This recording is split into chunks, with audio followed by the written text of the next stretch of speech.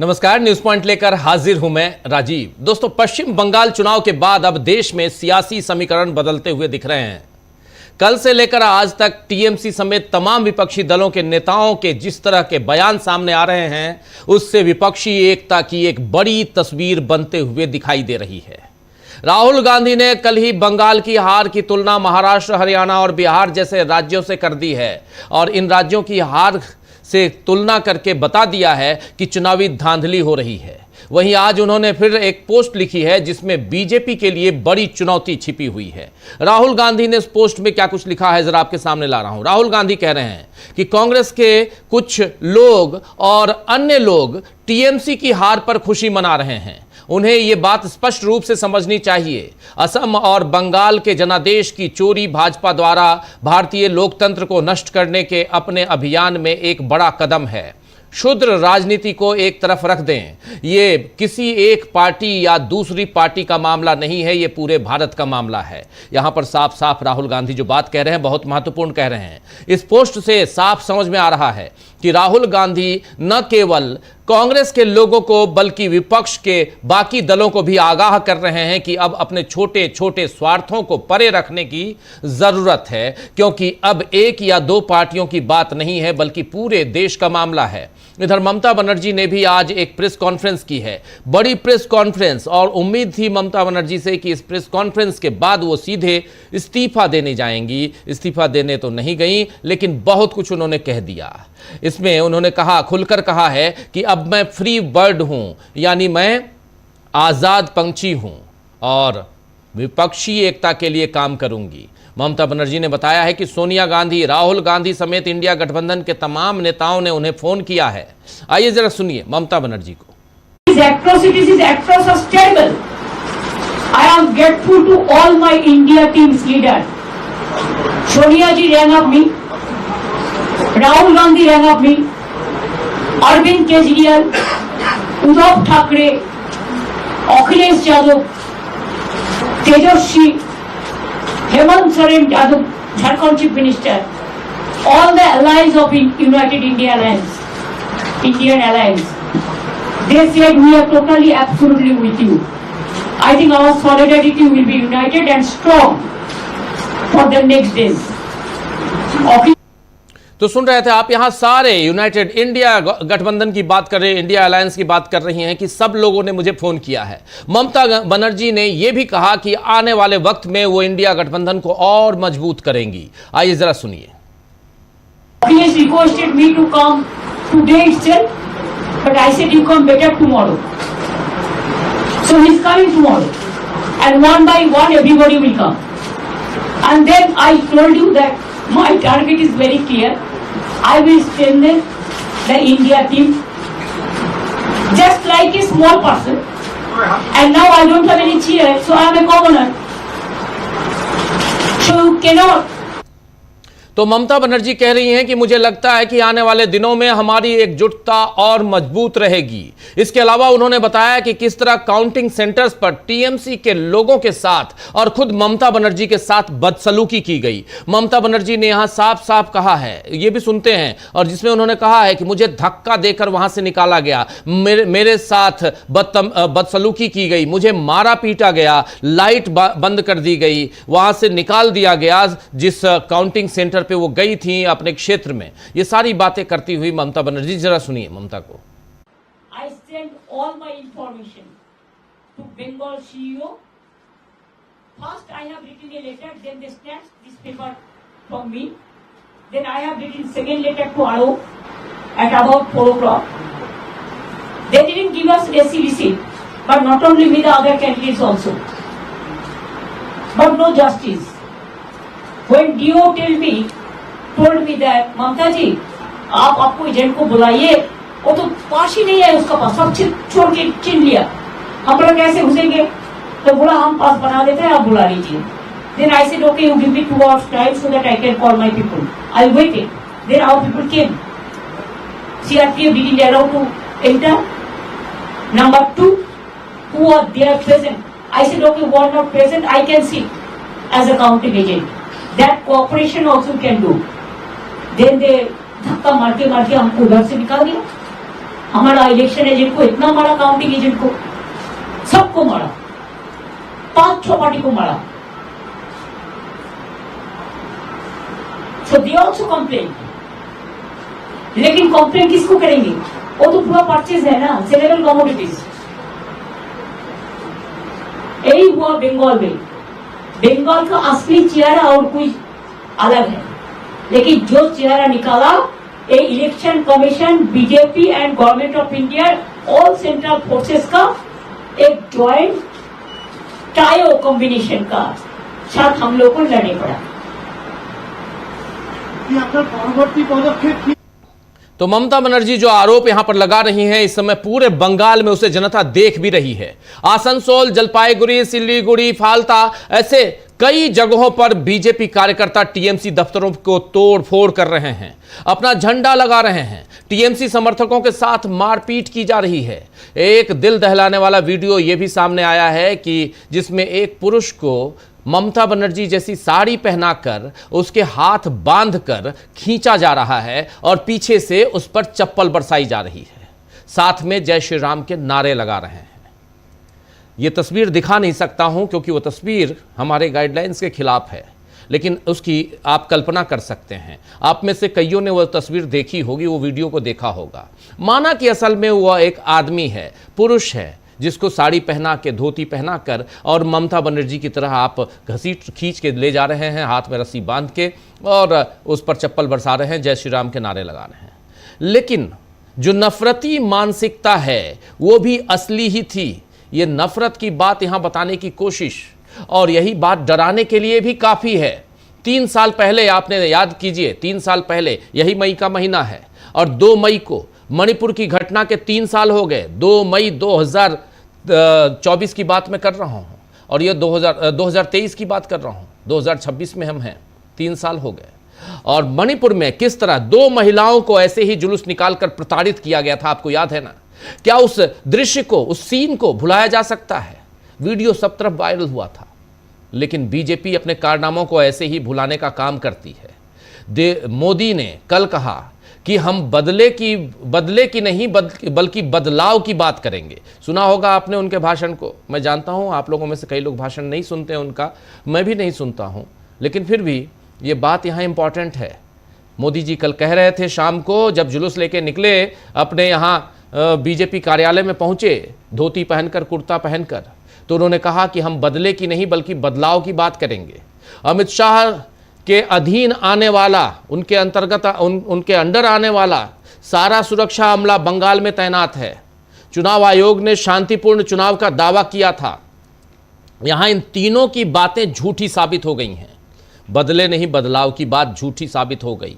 आपका सेना जो है, जो सैन्य कर्मियों को आपने भेजा, पैरामिलिट्री फोर्सेस को, सीआरपीएफ को, वो क्या कर रहा है, उसकी जो तस्वीरें आई हैं वो आप लोगों ने देख ली। और चुनाव आयोग ने शांतिपूर्ण चुनाव करवाने का जो दावा किया था वो उसकी भी पोल खुल गई। इन तीनों की बातें झूठी साबित हो गई हैं। डायमंड हार्बर के जिस फाल्ता में आज टीएमसी दफ्तर को तोड़ा फोड़ा गया है, वहां तो 21 मई को फिर से चुनाव होने हैं, क्योंकि यहां पर बीजेपी ने धांधली की शिकायत की थी। तो क्या इस माहौल में अब रीपोलिंग होगी? ये सवाल चुनाव आयोग और आईपीएस ऑफिसर जो गए थे जेब में हाथ डाले हुए। ये तस्वीर देखिए, ये फाल्ता की तस्वीर है टीएमसी दफ्तर की। ये फाल्ता नहीं, ये आसनसोल की तस्वीर, लेकिन एक फाल्ता की तस्वीर भी आपके सामने हम लेके आएंगे।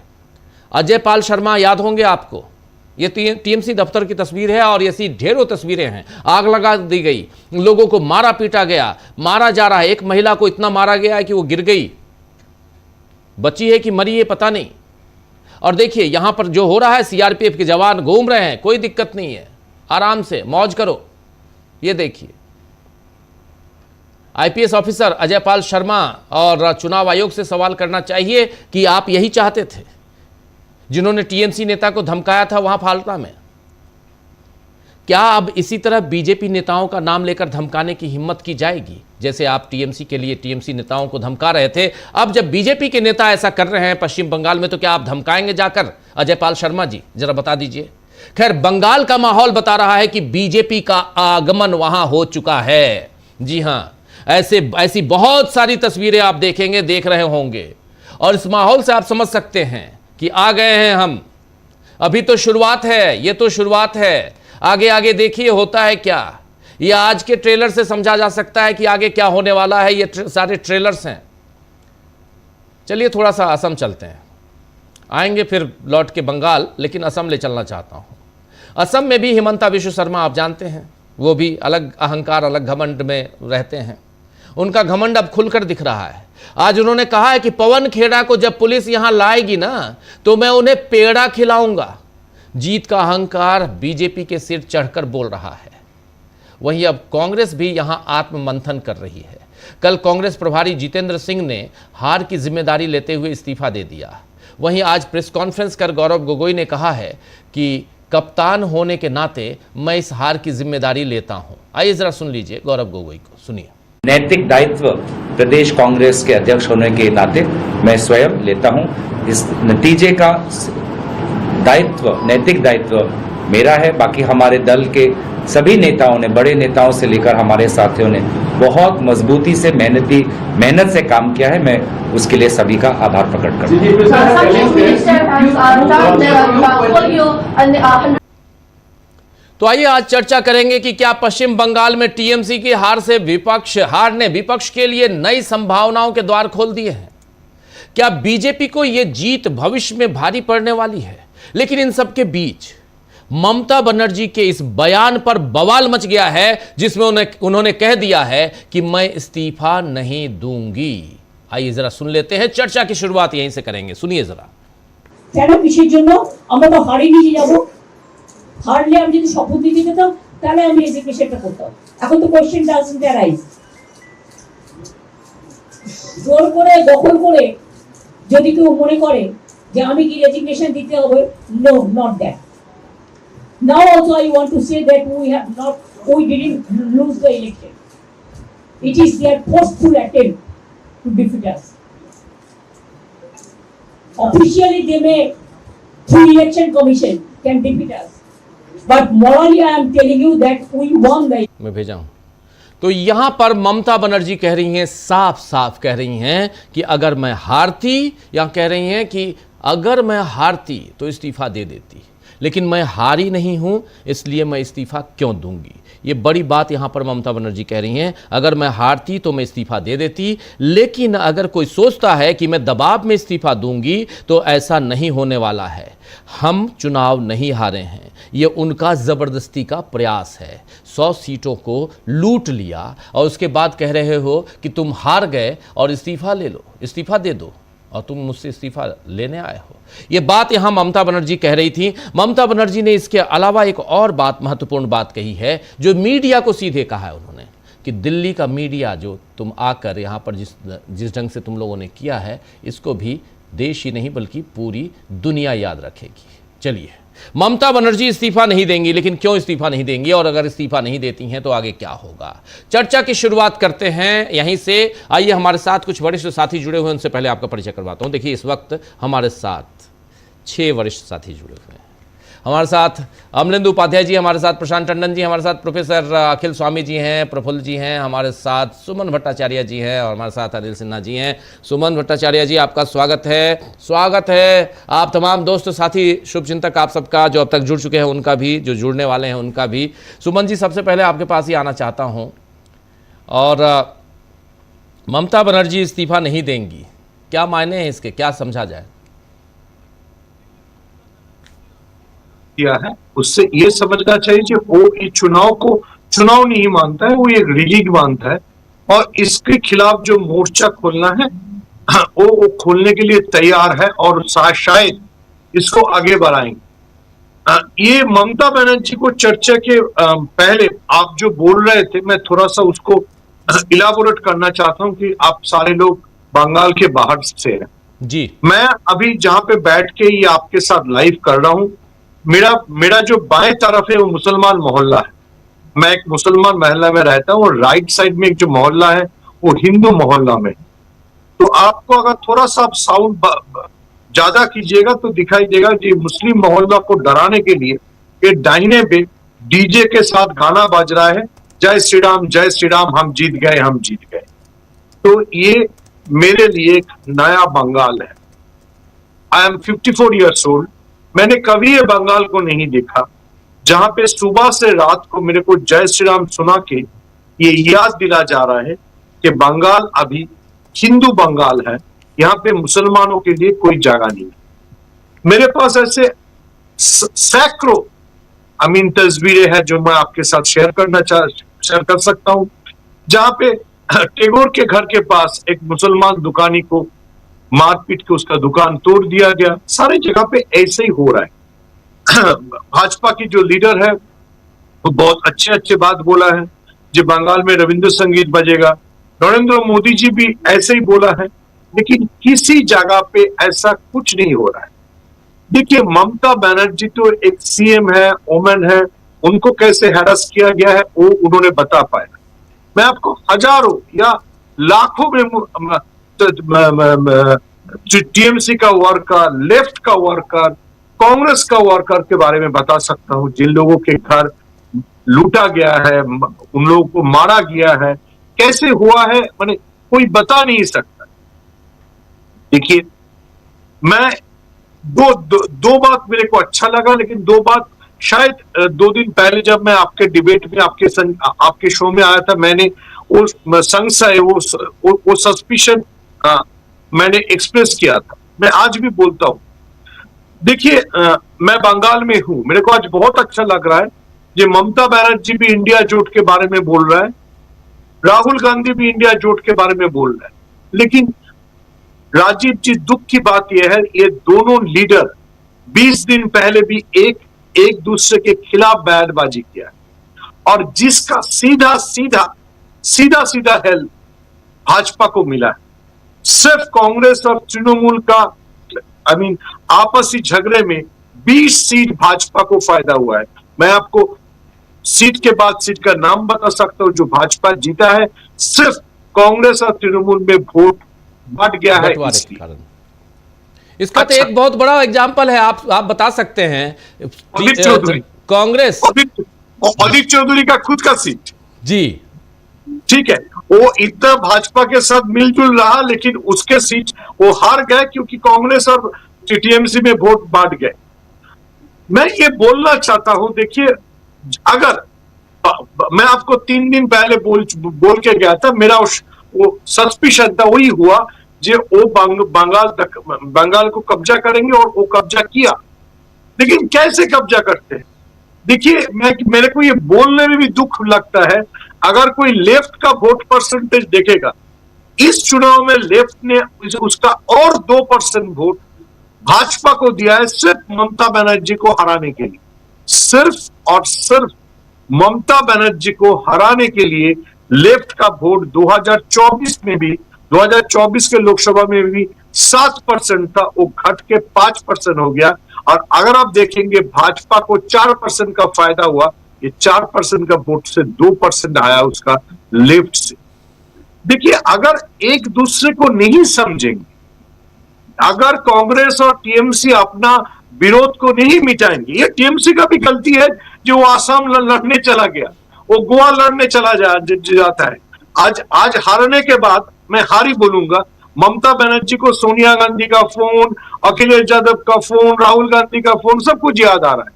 लेकिन चुनाव से पहले जब वो चीफ मिनिस्टर था, वो कांग्रेस को सीट छोड़ने के लिए तैयार था, या राहुल गांधी को उसके साथ जोट बनाने के लिए तैयार था। तो क्या हुआ? एक और इंपॉर्टेंट स्टेट जहां से 42 एमपी जाता है, और पिछले चुनाव में पिछले बार यहां से 30 भाजपा का विरोधी एमपी जीता था, वो स्टेट हाथ के बाहर चला गया। और बाहर चले जाने का नतीजा ये है, ये मेरा लेफ्ट साइड का मुसलमान मोहल्ला में डराने के लिए राइट साइड में डीजे पे जय श्री राम बजा रहा। यही होता है। मैं लोगों को समझा के बात करते करते परेशान हो गया हूं।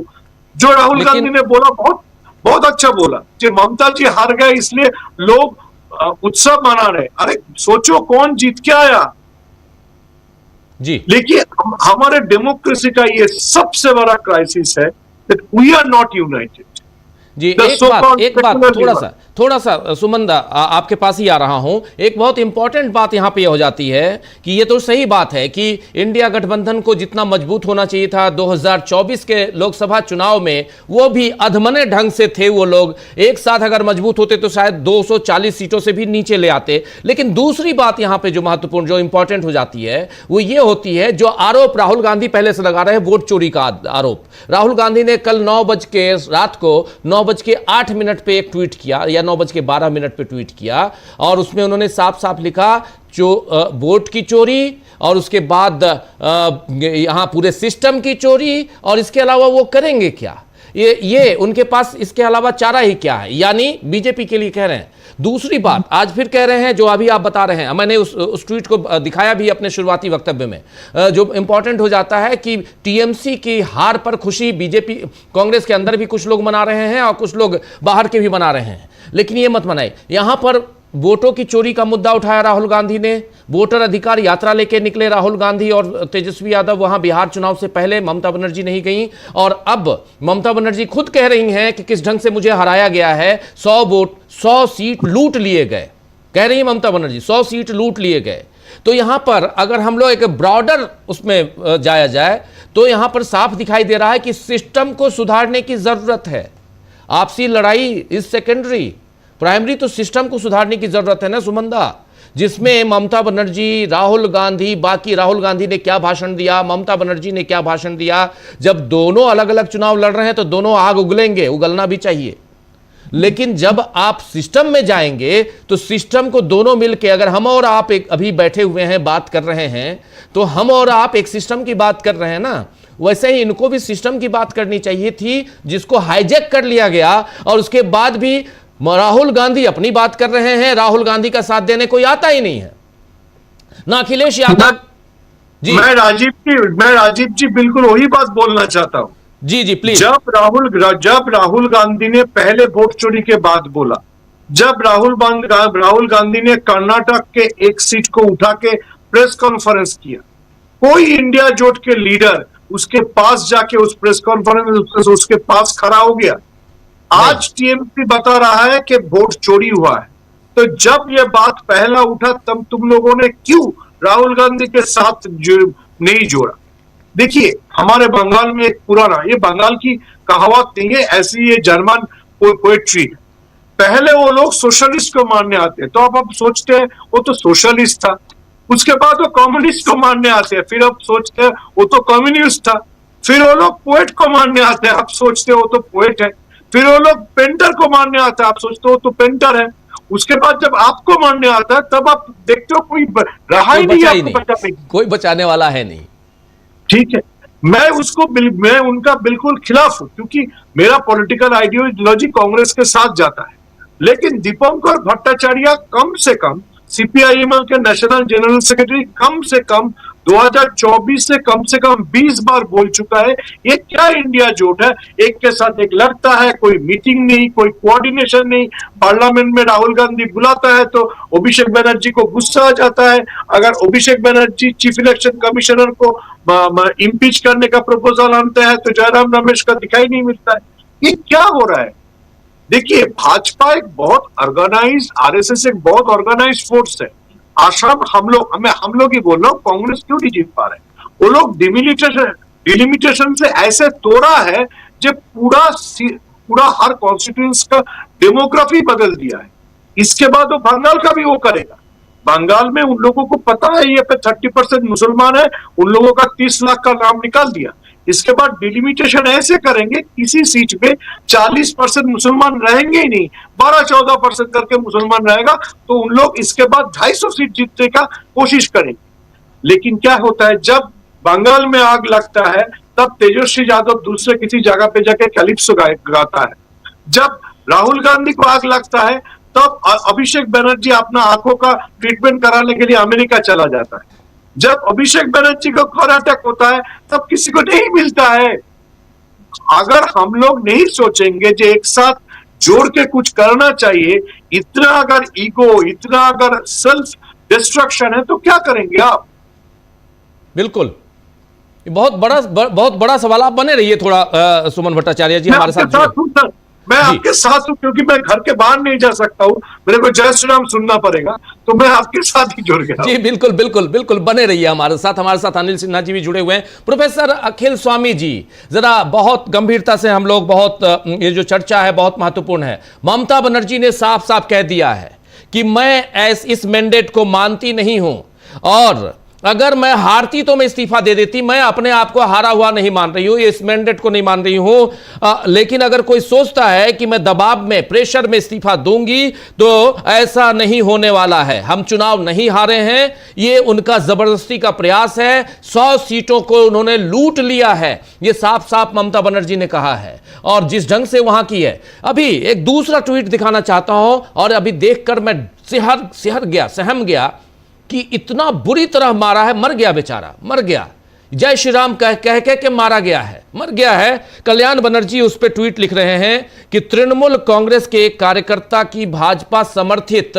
बदमाशों द्वारा बेरहमी से हत्या कर दी गई है, जो इस बात का संकेत है कि बंगाल हिंसा और धमकी से चिन्हित तथाकथित परिवर्तन के एक खतरनाक दौर में धकेला जा रहा है। यह बात यहां पर कल्याण बनर्जी कह रहे हैं। बिल्कुल सिहर जाने वाली बात यहां पे है, और यह हो रहा है, यह बंगाल है जहां पर बदलाव की बात नरेंद्र मोदी कल कह रहे थे। ये बदलाव के बाद बदला की बात कह रही है ये पार्टी, आखिर क्यों? और इस ढंग से नरेंद्र मोदी अगर जो कहते हैं अगर वही करते भी हैं, तो फिर ये क्यों हो रहा है? बस एक सिंपल सा सवाल है। लेकिन इन सब के बीच ममता बनर्जी का ये स्टैंड क्या मायने रखता है आपके नजर से, प्रोफेसर अखिल स्वामी जी? देखिए राजीव जी, मैं तो ये निवेदन करूंगा सुमन जी से। देखिए, हमारे उत्तर प्रदेश की एक कहावत है, बीती ताही विसारे दे आगे की सुध ले। फॉरगेट द पास्ट, जो पास्ट में हुआ उसको भूल जाइए, बहुत बिटर पास्ट है, उनको भूल जाइए। अब एक पॉजिटिव साइन है, और ये बहुत देश के लिए, हमारे संविधान के लिए, हमारे लोकतंत्र के लिए एक बहुत पॉजिटिव साइन है। ममता बनर्जी भी समझ गई हैं, अकेले अकेले सबकी लकड़ी तोड़ी जाएगी, अगर गट्ठर बन जाएगा उसे कोई तोड़ नहीं पाएगा। राहुल गांधी भी समझ गए, उधर तेजस्वी समझ गए, अखिलेश समझ गए, उद्धव समझ गए, स्टालिन समझ गए, सब समझ गए। पास्ट को भूल जाइए, प्रेजेंट की बात कीजिए, फ्यूचर की बात कीजिए।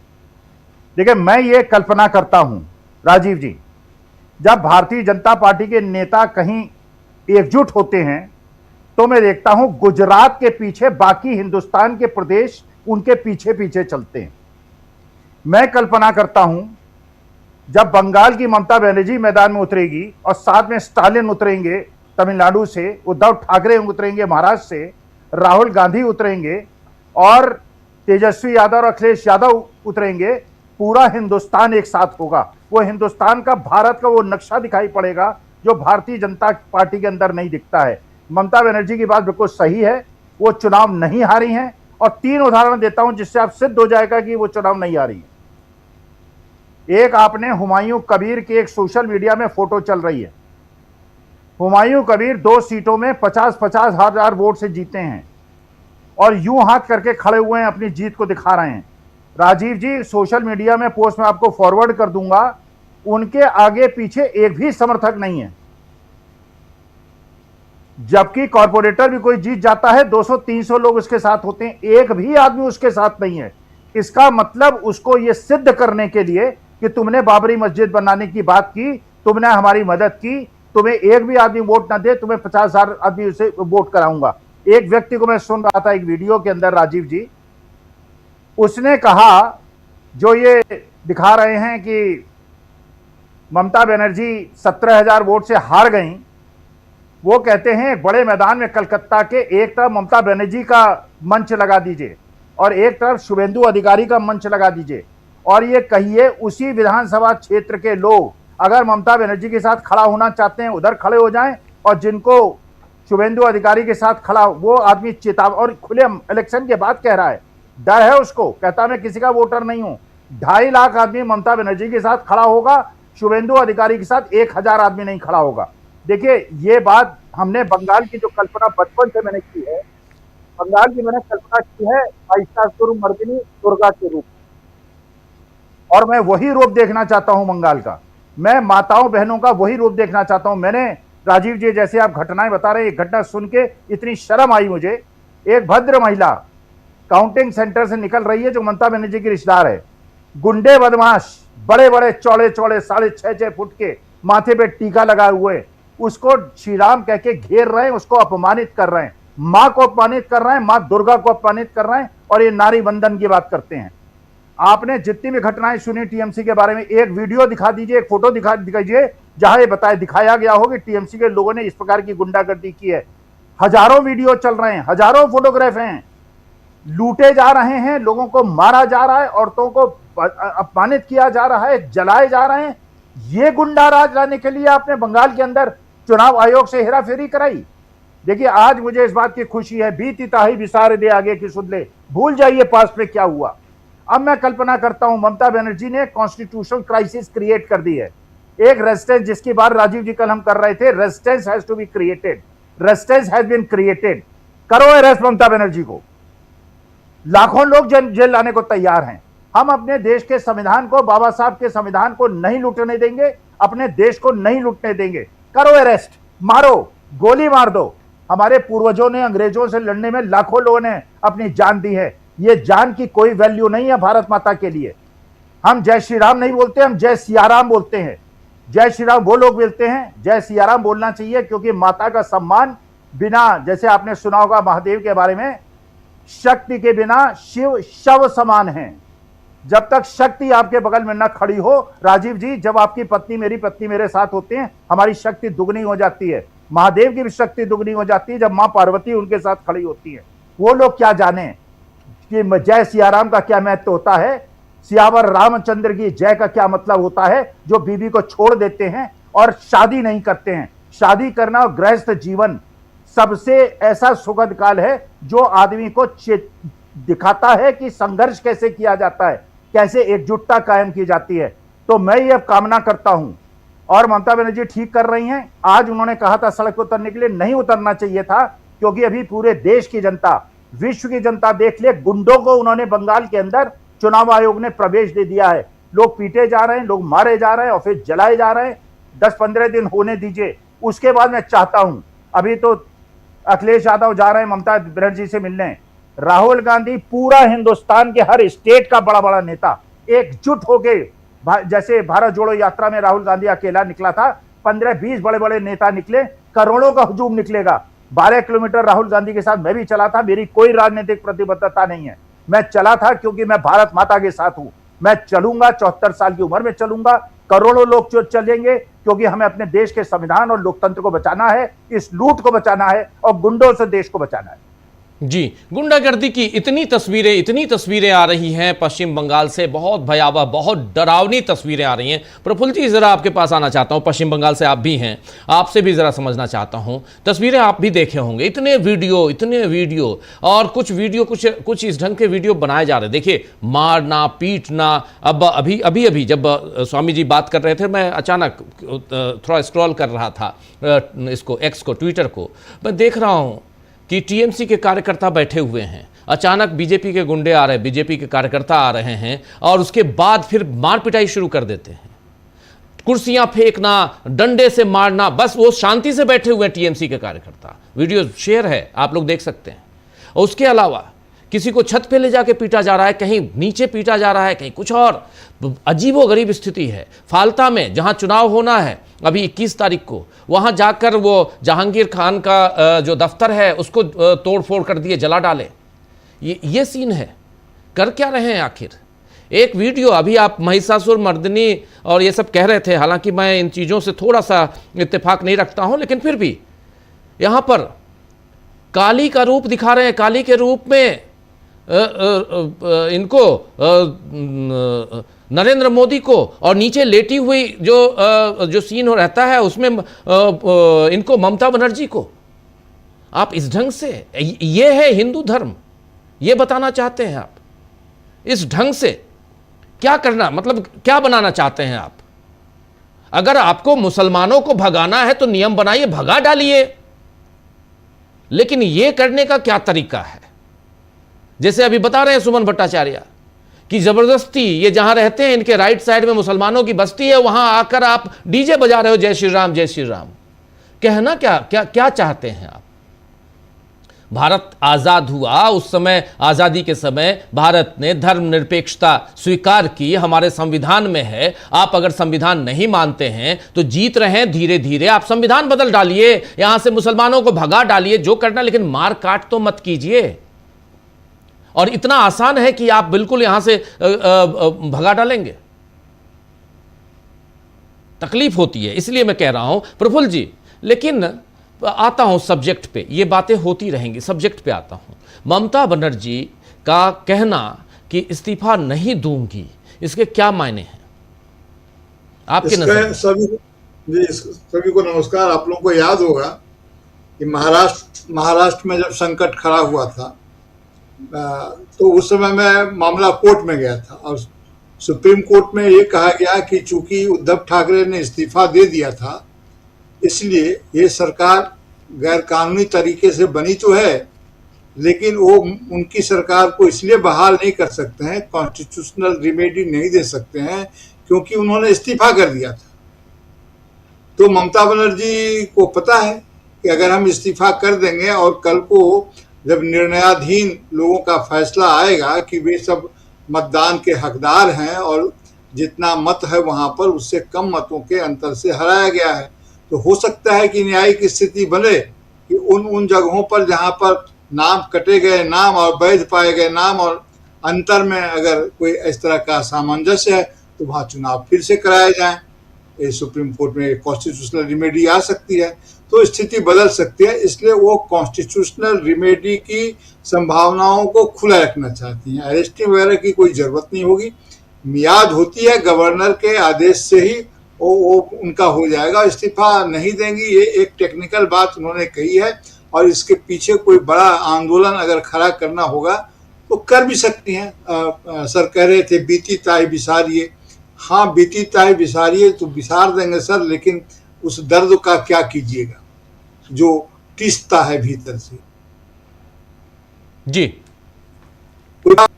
जब ममता बनर्जी आई थी 2011 में तो उन्होंने नारा दिया था, भारतीय जनता पार्टी जिसको कोट कर रही है, अपना बता रही है, बदला नहीं बदल चाय, बदला नहीं बदल चाय। लेकिन आते ही उन्होंने क्या किया था, आज कह रही थी कि मैंने कभी किसी का दफ्तर नहीं दखल किया। ये सुमन दा बैठे हुए हैं, आदरणीय सुमन भट्टाचार्य, सीनियर जनरल से पूछिएगा क्या हुआ था, तो बता देंगे 54 साल उम्र है, कम तो नहीं। तो ये संस्कृति फैली हुई है। और मैं आपको ये बताऊं, हम लोग पत्रकार हैं, हम लोग चीजों को उस तरह से नहीं समझ पाते हैं सर।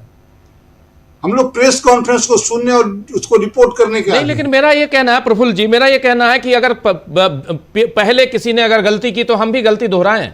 अगर किसी ने पहले किसी ने अगर मारपाट की, मार कुटाई की, तो हम भी मार कुटाई करें, क्योंकि आज हमारे पास लाठी, हमारे पास शक्ति है।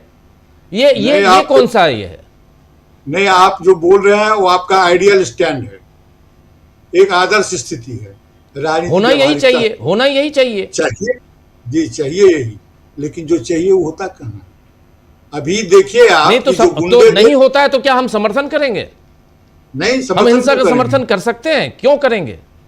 नहीं करेंगे। किस कानून की किताब में हिंसा करना और हिंसा का समर्थन करना दोनों अपराध है? सर जी, हम समर्थन नहीं, विश्लेषण कर रहे हैं, वो तो करने दीजिएगा जी। ये जो गुंडे हैं ना, ये भाजपा के गुंडे होंगे या तृणमूल के ही गुंडे हैं, ये हम कैसे पहचानेंगे?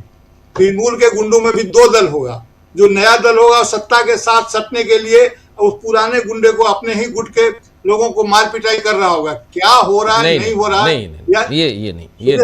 ये नहीं। मैं जो कह रहा हूँ सुनिए, गुंडे भी शिफ्ट होते हैं, उनकी लॉयल्टी जल्दी शिफ्ट होती है, अफसर भी शिफ्ट हो रहे हैं, वफादारियों के शिफ्ट होने का समय है। इसीलिए गुंडों की पहचान इस समय में बहुत मुश्किल है। कोई भी रहे हिंसा पसंद नहीं, हिंसा नहीं करना चाहिए। उसके ऊपर भाजपा का लेबल लगा रहे या टीएमसी का लेबल लगा रहे या सीपीएम का लेबल लगा रहे। सर आप मुझे शायद समझ नहीं रहे, मैं दूसरी बात कर रहा हूँ। मैं हिंसा का समर्थन नहीं कर रहा हूँ, मैं ये कह रहा हूँ कि यह नहीं होना चाहिए। लेकिन अभी हिंसा की बात जिस तरह से सुमन दा बोल रहे थे, इतना जबरदस्त अगर हिंसा की बात अगर बंगाल में फैला देंगे तो जो लोग बंगाल में रह रहे हैं उनका क्या हाल होगा? उनका क्या? नहीं, सुमन दा क्या बोल रहे, वो तो मैं बोल रहा हूं। आप देखिए नहीं, आप गलत राह पे, आप गलत ट्रैक पे जा रहे हैं।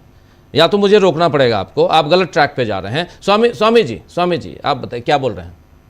मैं राजीव जी ये कह रहा हूं कि अगर मान एक मिनट लीजिए आता हूं प्रफुल्ल जी, आता हूं, एक मिनट रुकिए प्रफुल्ल जी, आता हूं। देखिए ये मान लिया कि टीएमसी गुंडागर्दी करती थी, हमने उन्हें हरा दिया, मान लीजिए हरा दिया। अब भारतीय जनता पार्टी आई, अब वो चाहती थी ना नारी वंदन करना, अच्छा वो देना। अच्छा ये दूसरी बात जो कह रहे हैं प्रफुल्ल जी, अगर मान लीजिए वो गुंडे हैं, वीडियो में उनकी फोटो दिखाई पड़ रही है ना, सीसीटीवी में फोटो दिखाई पड़ रही है ना, कोई हो कहीं का हो, उसे पुलिस बंद क्यों नहीं कर रही है? मैं गोदी मीडिया में था, यही जस्टिफिकेशन दिया जा रहा था कि टीएमसी वालों ने मारा, हम क्यों नहीं बदला लेंगे।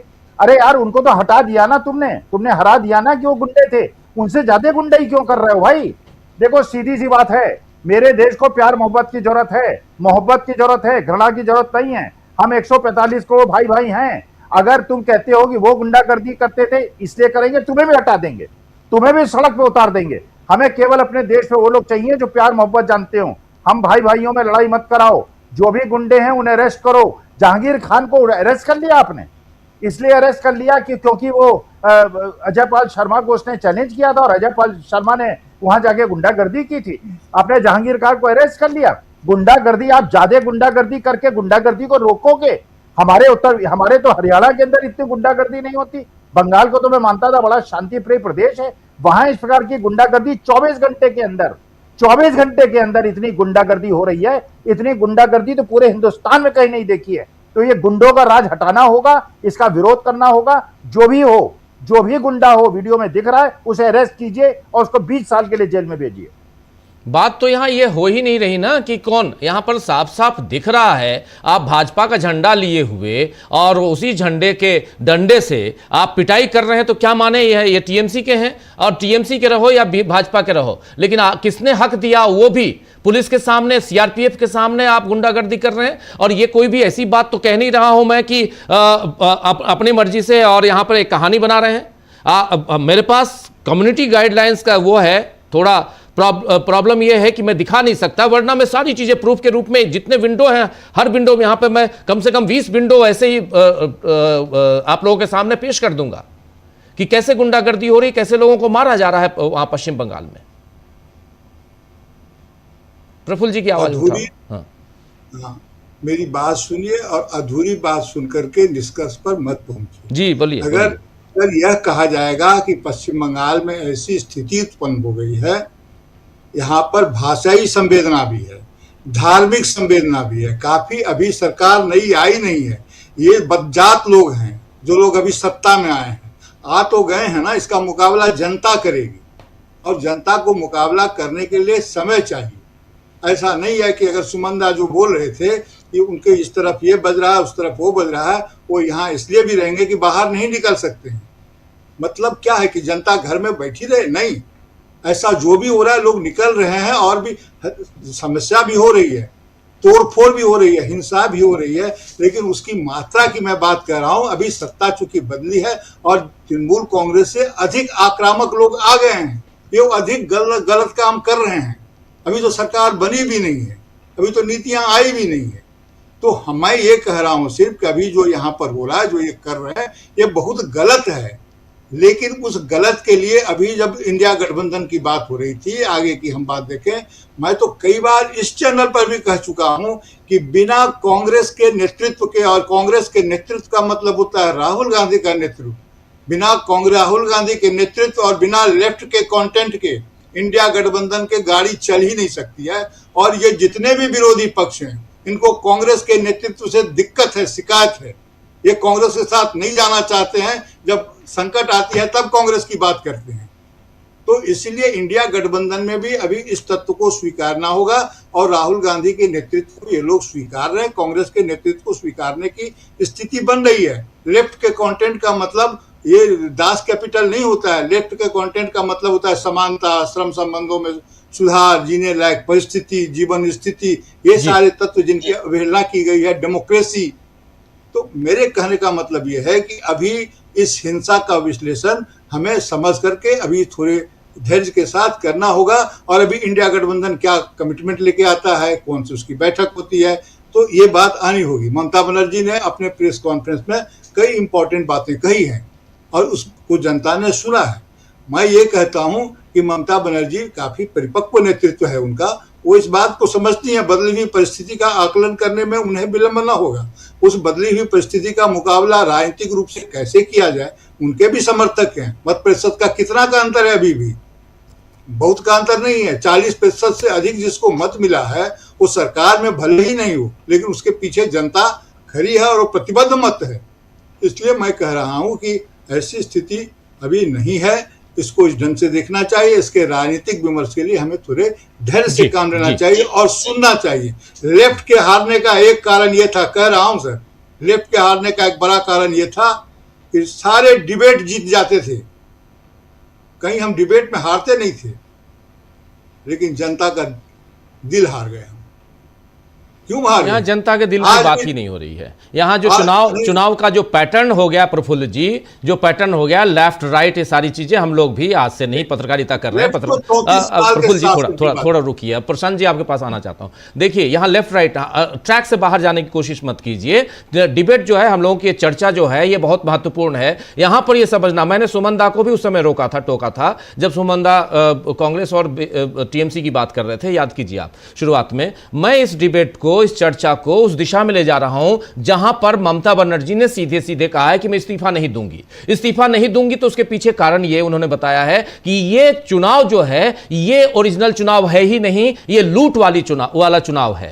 राहुल गांधी ने जो कल ट्वीट किया, आज ट्वीट किया, दोनों ट्वीट में राहुल गांधी ने इसी बात को रखा है कि ये चुनाव लूट का चुनाव है। ना सिर्फ ये चुनाव, उन्होंने मध्य प्रदेश का नाम भी लिया है। राहुल गांधी ने अपने ट्वीट में मध्य प्रदेश का नाम लिया, हरियाणा का नाम लिया, महाराष्ट्र का नाम लिया, बिहार का नाम लिया और अब बंगाल, असम, ये सारे इन चुनावों में लूट कैसे है, इस लूट को कैसे रोकेगा विपक्ष, ये एक चर्चा का विषय होना चाहिए। लेफ्ट ने क्या किया, राइट ने क्या किया, ममता ने क्या किया, राहुल ने क्या किया, ये आज की तारीख में मायने नहीं रखता। मायने ये रखता है आगे क्या करने वाले हैं ये लोग और क्या होना चाहिए। हमारे डिबेट को अगर इस वक्त अगर लगभग 20,000 लोग देख रहे हैं तो ये और लाखों लोगों तक पहुंचता है बाद में वीडियो के रूप में, तो उन तक कुछ ऐसा पैगाम भी जाना चाहिए कि हाँ यहां से कुछ अच्छी बातें निकल के आ रही हैं। एक बात, और इसका मतलब ये नहीं है कि आप लोग बुरी बात कर रहे हैं, आप सब अच्छी बात कर रहे हैं, लेकिन एक उनके लिए एक पैगाम, एक मैसेज जाना चाहिए।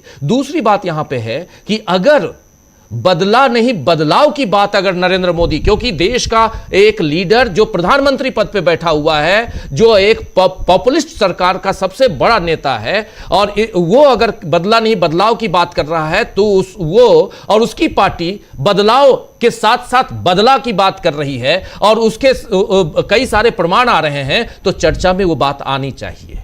हम जैसे पत्रकार तो लाएंगे ही, हम लाएंगे उस बात को। सुमन दा जल्दी से आपके पास आता हूं, फिर प्रशांत जी आपके पास आना चाहता हूं जल्दी से।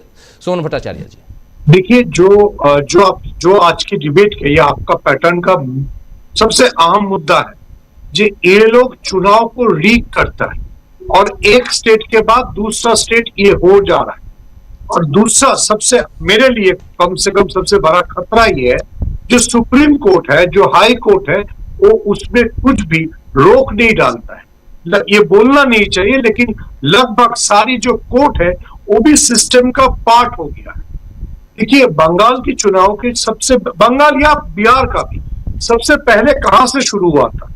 वो स्पेशल इंटेंसिव रिवीजन से शुरू हुआ था, जहां पे दोनों स्टेट में लाखों लोगों का नाम निकाल दिया गया।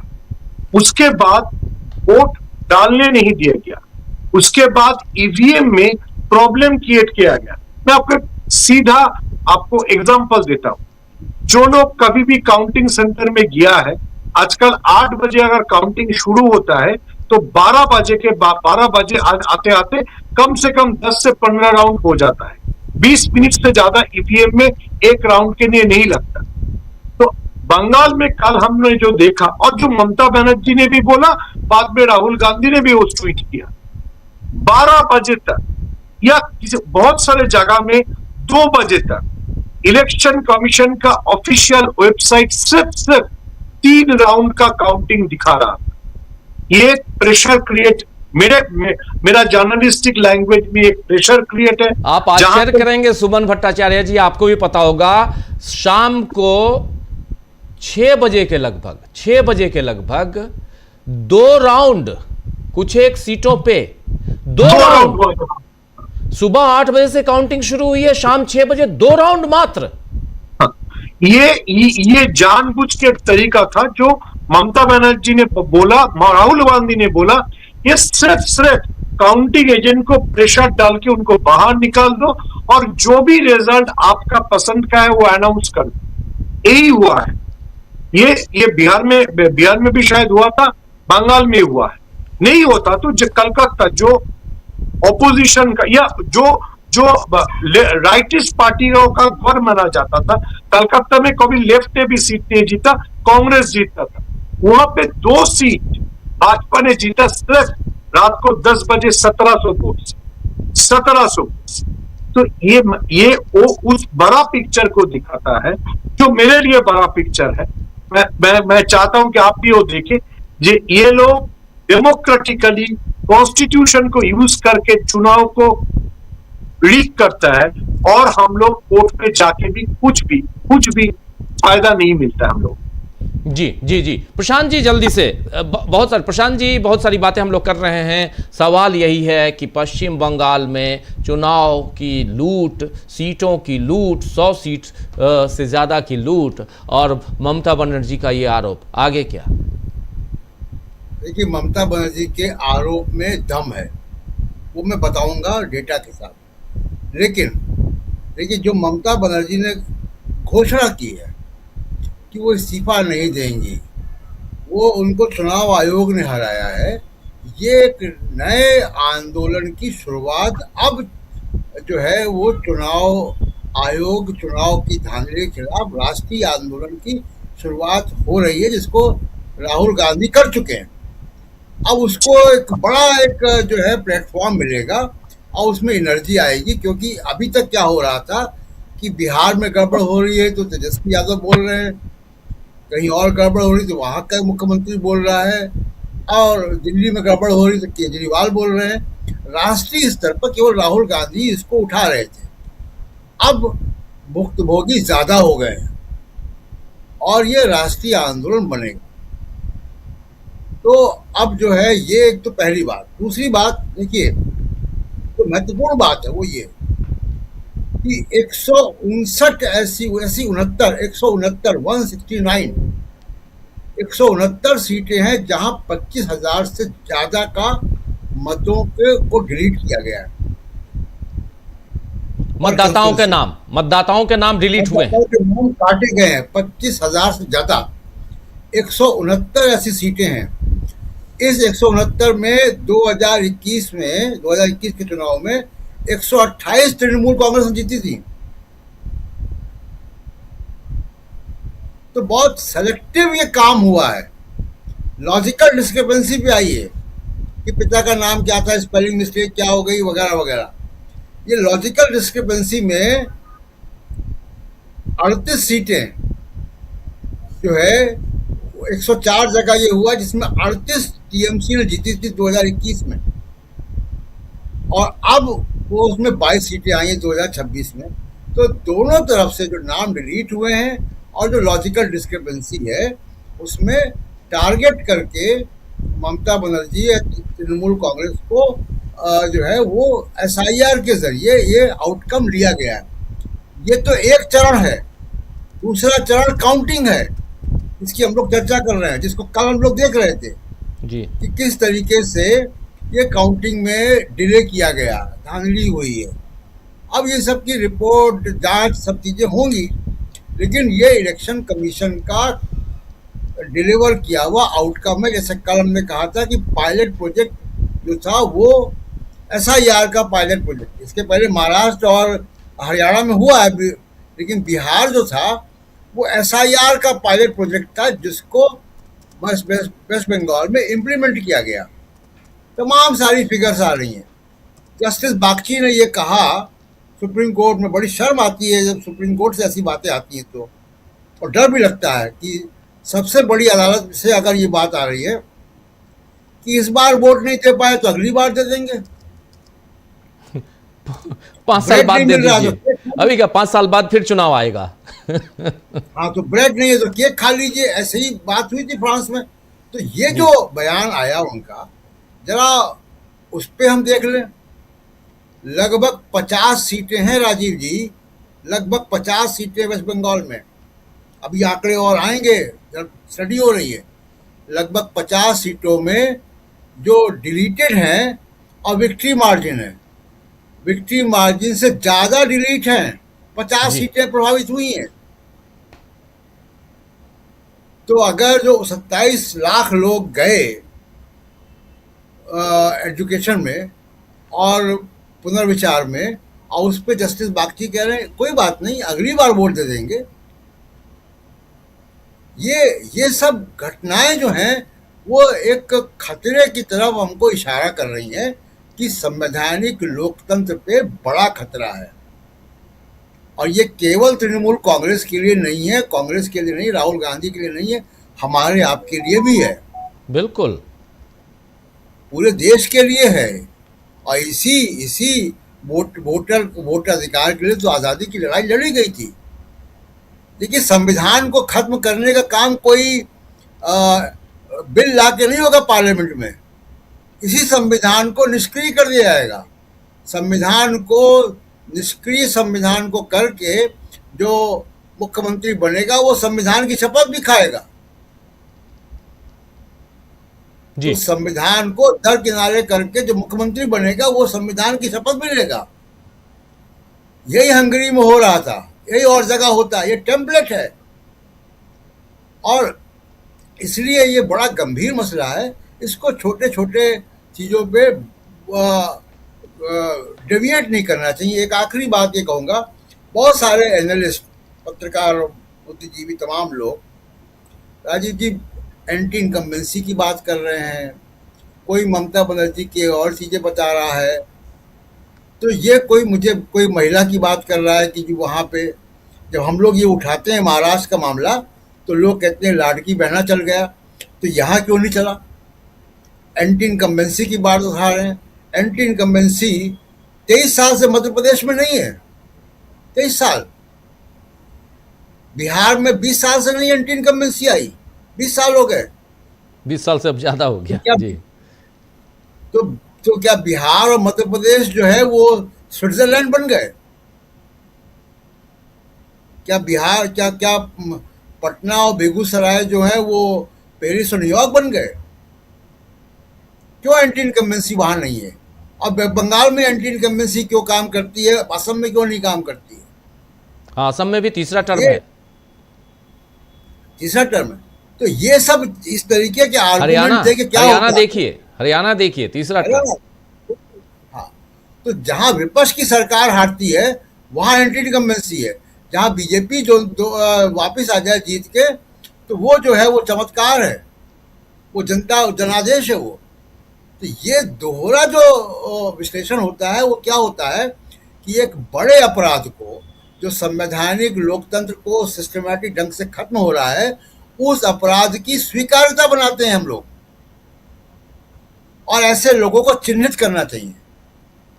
जी राजीव जी, बिल्कुल आप सही कह रहे हैं, बिल्कुल सही कह रहे हैं। यहाँ पर जब हम बात कर रहे हैं, डिबेट कर रहे हैं, और इसमें इस मसले को, इस मामले को गंभीरता से सोचने की जरूरत है। अनिल सिन्हा जी, आपके पास आता हूँ, लेकिन एक छोटा सा कमेंट प्रोफेसर अखिल स्वामी जी आपसे लेना चाहता हूँ पूरे मामले को। अभी देखिए, हम लोग तीन लोगों की बात आप सुन रहे थे, और सुमन जी और प्रफुल्ल जी और प्रशांत जी, क्या कहेंगे आप सीधे अगर देखा जाए तो?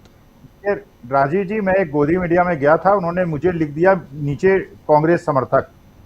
मैंने कहा देखो, मैं कहा डिबेट में, कहा लाइव डिबेट में, मैंने कहा मैं कांग्रेस में हूं जहां कांग्रेस बीजेपी से लड़ रही है, टीएमसी में हूं बंगाल में, और महाराष्ट्र में मैं हूं शिवसेना का समर्थक, उत्तर प्रदेश में हूं अखिलेश का समर्थक।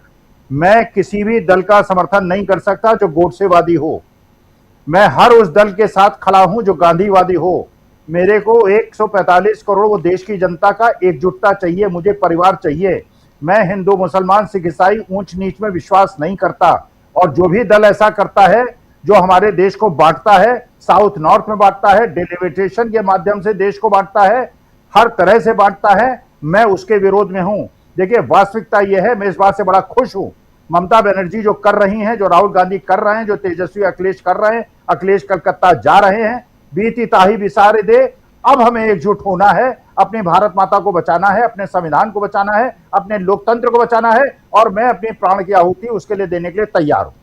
जी जी जी जी, बिल्कुल बिल्कुल आप सही कह रहे हैं। और समर्थक ये बढ़िया आपने एग्जाम्पल दिया है, बहुत महत्वपूर्ण।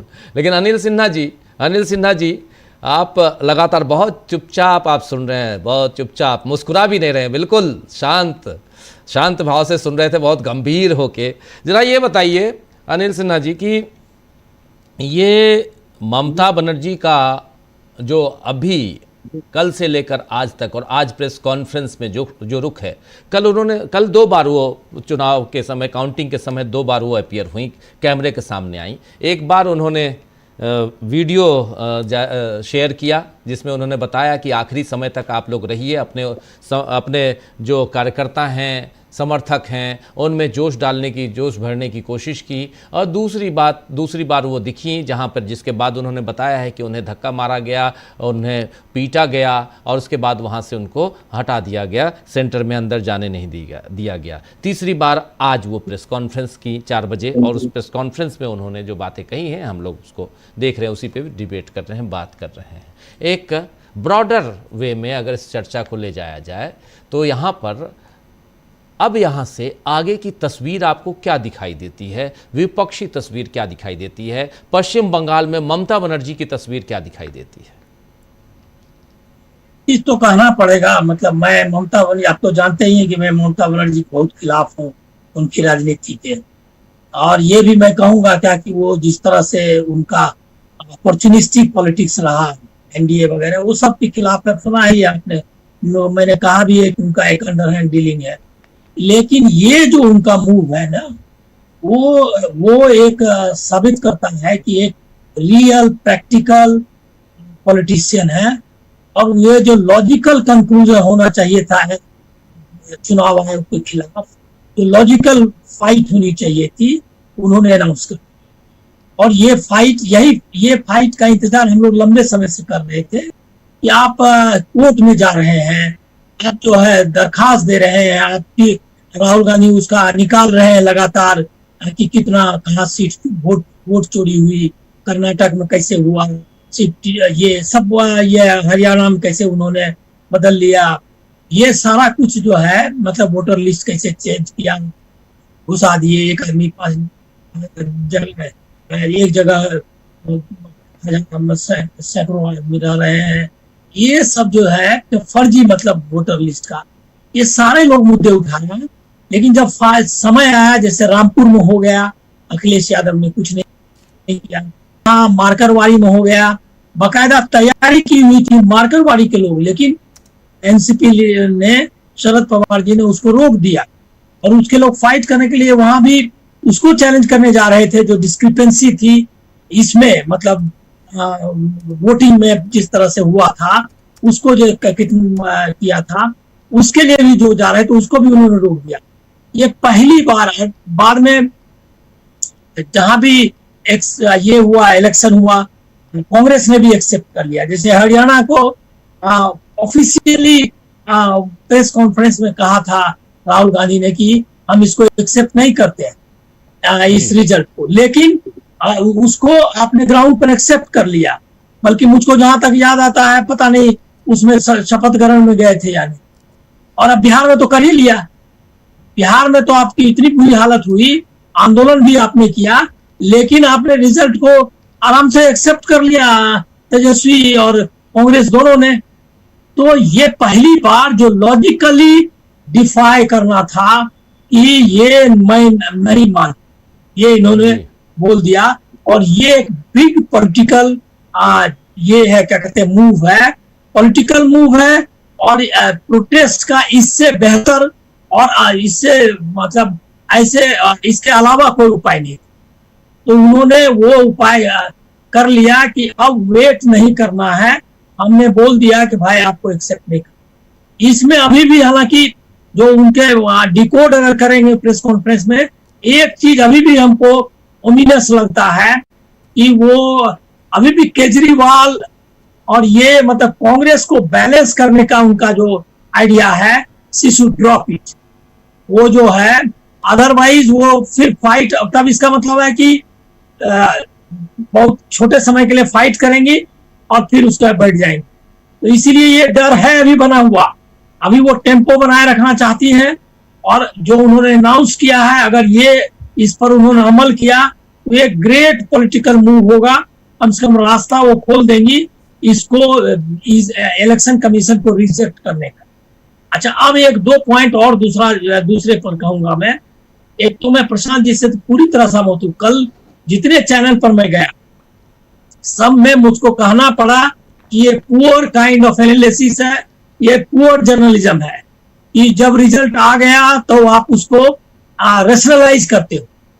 हमारा काम रेशनलाइज नहीं करने का नहीं है, हमारा काम है उसको एनालाइज करने का। कोई मॉडल कोड ऑफ कंडक्ट का पालन नहीं किया। आपका प्रधानमंत्री, आपका गृह मंत्री वहां किस हैसियत से बैठा हुआ है, वो कितना सरकारी का दुरुपयोग कर रहा है। वो तो एक छोटे से दुरुपयोग के लिए इंदिरा गांधी की सांसद ही चली गई और क्या क्या हुआ आप लोग सब जानते हैं। और यहाँ पर पूरा का पूरा मॉडल कोड ऑफ कंडक्ट का कोई मतलब ही नहीं था। वो फुटबॉल खेल रहे हैं, उसके बाद डंडे घूम रहे हैं, उसके बाद ये तो है ही। उसके अलावा उसके बीच में मॉडल कोड ऑफ कंडक्ट के समय में आप एक बिल लाते हैं और वो बिल पर संसद ने जब प्रिविलेज का नोटिस दिया हुआ है, संसद ने पास कर दिया, उसको रिजेक्ट कर दिया, तो संसद पर कमेंट करते हैं और उस पॉलिटिकल पार्टी का नाम लेते हैं जिसके खिलाफ आप चुनाव कर रहे हैं, मतलब चुनाव में खड़े हैं। मतलब कि कोई मॉडल कोड ऑफ कंडक्ट का कहीं दर्शन ही नहीं हुआ। कहीं एक मल्लिकार्जुन अर्जुन खड़गे ने एक स्टेटमेंट दिया, तुरंत उसको नोटिस चली गई। लेकिन एक भी बीजेपी के लीडर को, और आपको याद होगा कि राजीव कुमार ने यह परंपरा डाली थी कि जब प्रधानमंत्री के नाम शिकायत गई, उसकी नोटिस जो है बीजेपी ऑफिस को गया। जैसे कि प्रधानमंत्री मतलब क्या नाम लेना अपराध हो इस तरह। और ऐसा उसने लिखा भी, राहुल गांधी को भेजा था कि आप इतने उच्च पद पर आने वाले के खिलाफ इररेस्पॉन्सिबल कमेंट मत करें।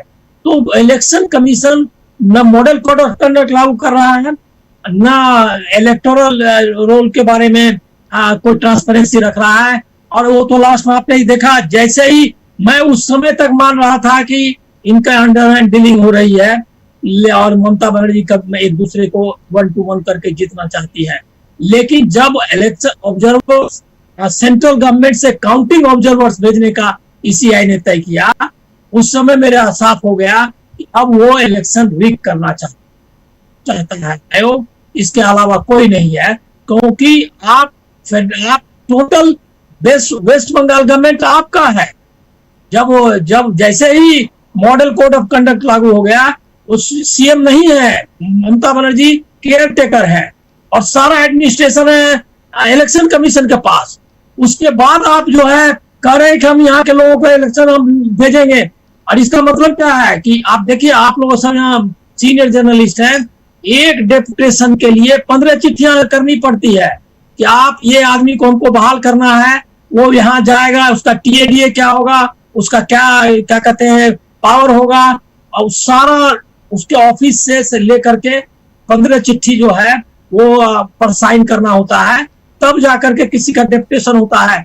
मतलब कि ये रिक्विजिशन करना पड़ता है आपको। इसका मतलब रातों रात आपने ये कैसे इतने जो ऑफिसर्स, काउंटिंग ऑफिसर्स जो ऑब्जर्वर्स भेज दिया, इसका मतलब कॉनिवेंस है, एक तरह का कॉनिवेंस जो है आपका और बीजेपी गवर्नमेंट, सेंट्रल गवर्नमेंट के पास है। तो उन्होंने सारा, और सुप्रीम कोर्ट को आपने देख ही लिया कि अगले बार वोट करिएगा, इस बार जो है। और काउंटिंग ऑब्जर्वर्स में हम कहा, उसने इंडिकेट कर दिया कि आप भेजो। उसने कहा क्या कि हमको इसमें कोई दिक्कत नहीं है अगर वो दोनों ऑब्जर्वर सेंट्रल गवर्नमेंट के एम्प्लॉय को भेजते हैं। तो ये जो पूरा नेक्सस हुआ है, उसको डिनाई करने का, रिजेक्ट करने का पहली बार किसी ने, पॉलिटिशियन ने अनाउंस किया है। इसके लिए उसको वेलकम करना चाहिए, लेकिन उसका इंटेंट ये कायम रहता है और इंटेंट प्योर है, ये मैं अभी भी नहीं कहूंगा। क्योंकि ममता बनर्जी ने बार बार निराश किया है बीजेपी और इनके मामलों में और इंडिया गठबंधन को सबोटेज करने में उनकी बहुत भूमिका रही है। इसलिए उनका अगला स्टेप इसी के हिसाब से है या नहीं, इसके बारे में मैं अभी भी मतलब खुला हुआ, इंतजार करना पड़ेगा, देखना होगा।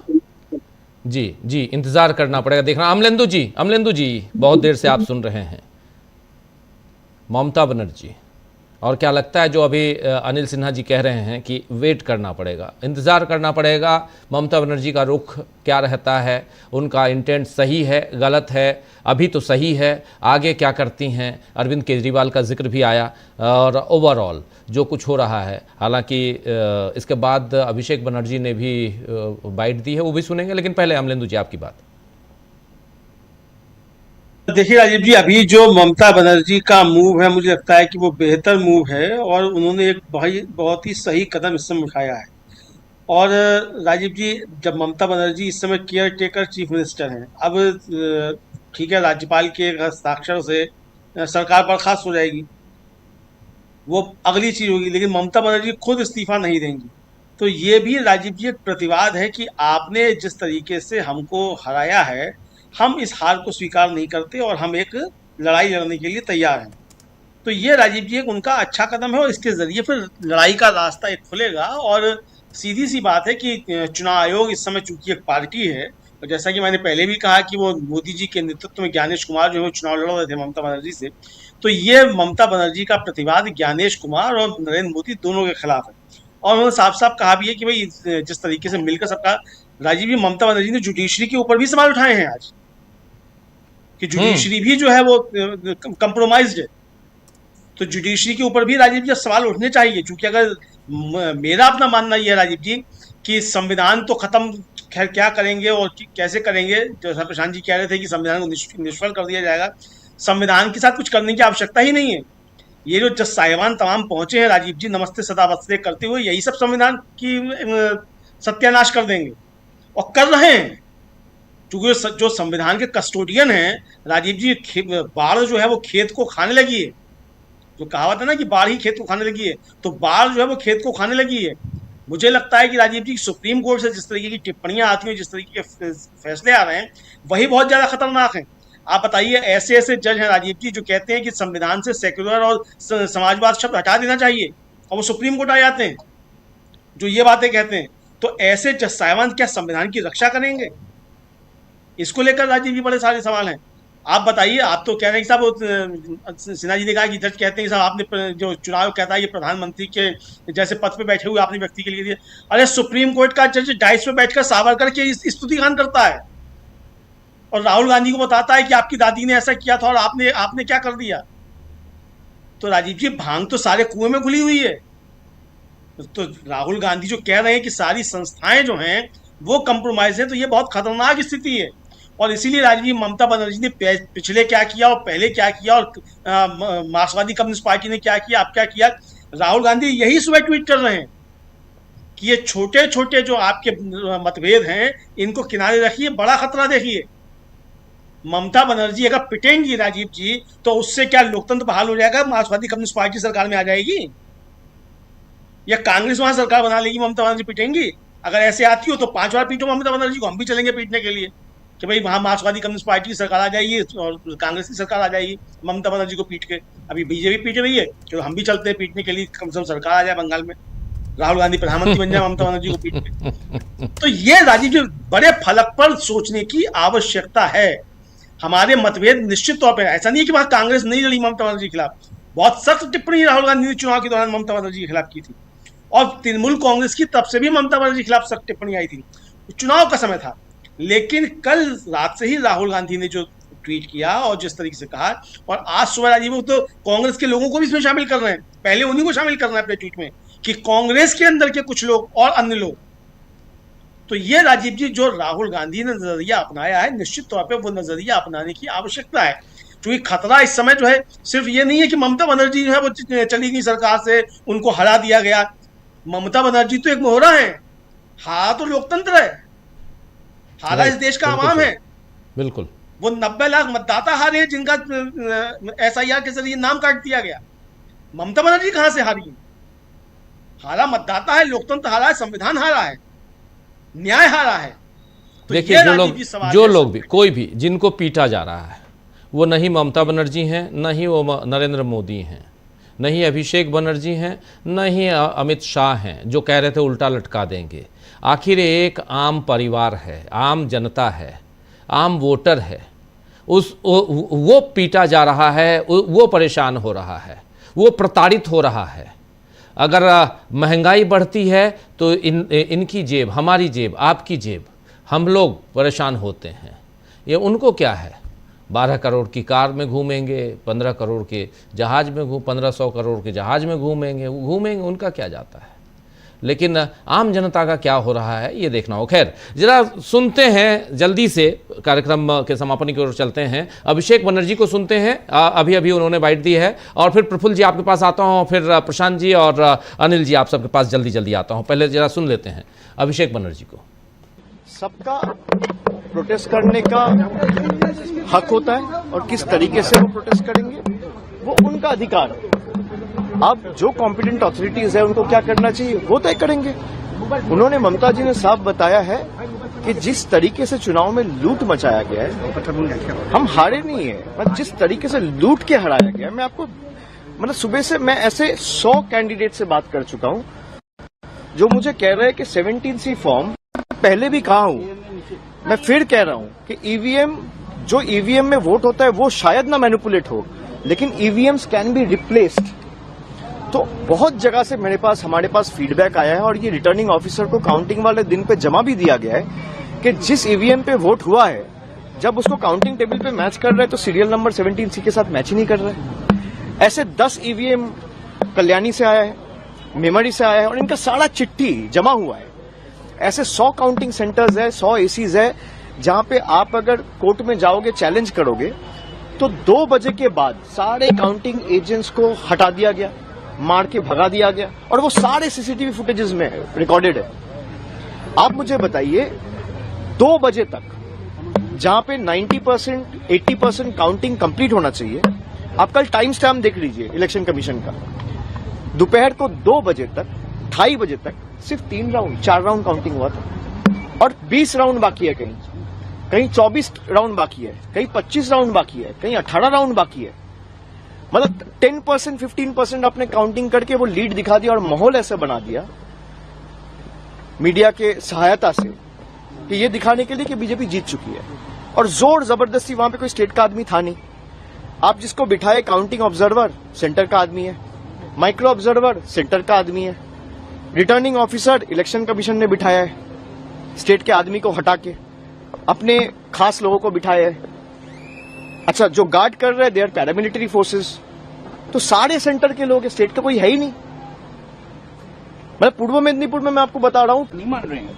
नहीं, अगर जनादेश है तो भाई आपने देखा ना, काउंटिंग सेंटर से तृणमूल के लोगों को भगाया गया मार के, वो सारे सीसीटीवी फुटेजेस रिलीज करे। भाई इलेक्शन कमीशन कुछ भी करता है तो आप लोगों को मीडिया में दे देता है रिएक्शन व्हाट्सएप ग्रुप में, तो सीसीटीवी फुटेजेस रिलीज कर दे कि काउंटिंग सेंटर में नहीं हुआ है, हम मान लेंगे जनादेश है।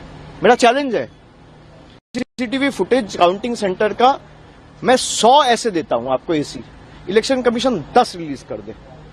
काउंटिंग सेंटर का पूरा दिन का सीसीटीवी फुटेज, खास करके 12 बजे के बाद से 6 बजे तक का, 6 घंटा का रिलीज कर दे। मैं आपको कंप्लेंट का कॉपी देता हूं जहां पे 17C में जो ईवीएम रिकॉर्ड हुआ था और जो काउंटिंग टेबल में जो ईवीएम आया है, दोनों गलत अलग मशीन है, सीरियल नंबर मैच ही नहीं कर रहे। मैं देता हूं आपको, चिट्ठी भेजता हूं मीडिया ग्रुप में अभी। और ये आज मैं नहीं दे रहा हूं, कल हमारे काउंटिंग एजेंसी आरओ को दिया है, जहां पे मान लीजिए वोटिंग मशीन्स जो पूरा दिन आप ये कैमरा यूज कर रहे हो, बूम यूज कर रहे हो, भाई इसको आपको चार्ज तो करना पड़ता है। 12 घंटा मशीन यूज हुआ है, जिसका चार्ज खत्म हुआ 50%, 55%, 59%, 60%, 90% मशीन्स वेर 92%, 93%, 95% चार्ज। ये कैसे संभव है? तो जनादेश है तो आप ये सार्वजनिक कर दीजिए, हम मान लेंगे जनादेश है।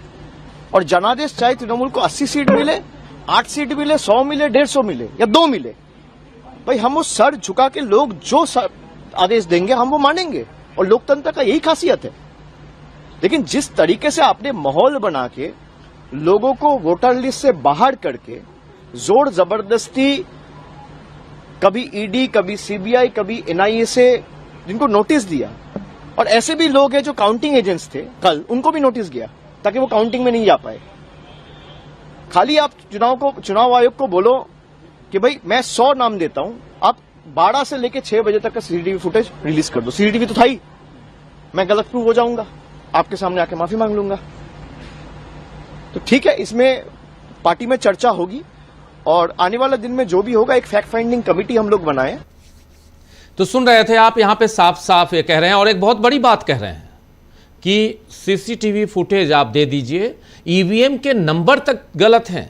जो ईवीएम लाया गया फॉर्म 17C में, और सी ही बोल रहे थे शायद 17C, और उसके बाद और यहाँ आप ईवीएम, इसका मतलब है कि ईवीएम तक बदल दिया गया, और कह रहे हैं कि हमने ये एप्लीकेशन दिया है। ऐसा नहीं कि आपके सामने कह रहे हैं, कल ऑलरेडी एप्लीकेशन दे दिया है कि आप फुटेज दिखाइए।